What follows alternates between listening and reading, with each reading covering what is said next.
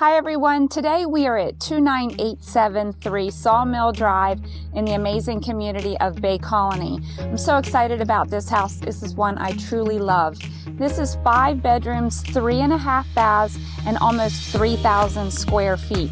It has amazing gardens outside. It's a lovely yard. It has lovely open entertainment spaces, an amazing kitchen. Outside they have a deck space. It just goes on and on. There's just too many things to mention. The community itself has a swimming pool, tennis courts, pickleball. It also has a hot tub around the pool. In addition, there's a marina right in the community with floating docks, and it's just spectacular. Additionally, across the street from this community is Cripple Creek Golf and Country Club. It's a private club with beautiful greens. So come and take a look.